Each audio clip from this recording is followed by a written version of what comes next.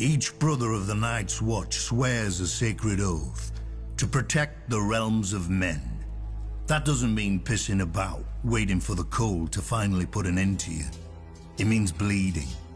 It means fighting. It means going beyond the wall and hunting down those who mean harm to the realm. So how do you get 1,000 rapists and thieves to fight together, to bleed together? That's the burden of the Lord Commander. He keeps the builders building, the rangers ranging, and the stewards stewarding, or else it all falls apart. Each Lord Commander is chosen from and by his fellow brothers, and he serves for life.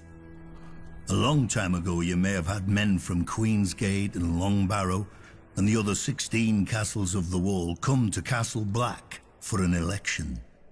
These days, you'd be lucky to scrape a few dozen from Eastwatch and the Shadow Tower, or however many they can spare who cast votes in their stead.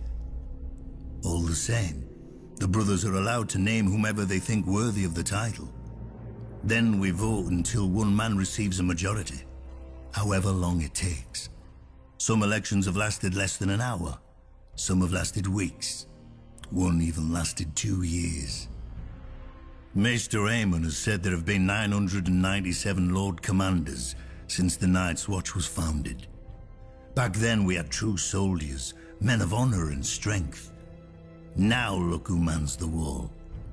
Bastards, peasants who stole a sheep to bugger, and fat little nobles who weren't worthy of their Lord Father's land.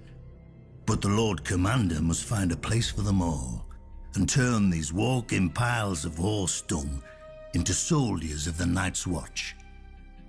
Though we haven't always been so lucky to have such men to lead us. We've had cowards and fools as well, our tyrants and our madmen. Runsel Hightower tried to bequeath the watch to his bastard. Roderick Flint thought to make himself king beyond the wall.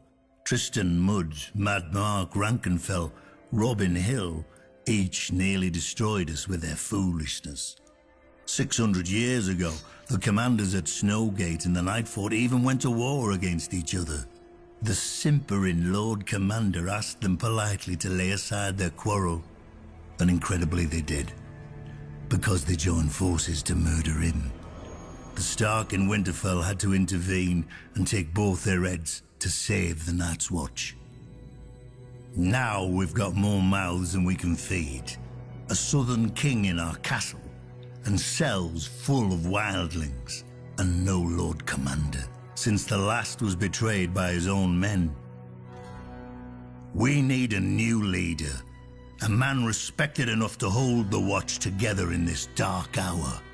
A leader strong enough to make sure that the Night's Watch survives the coming winter, no matter the cost.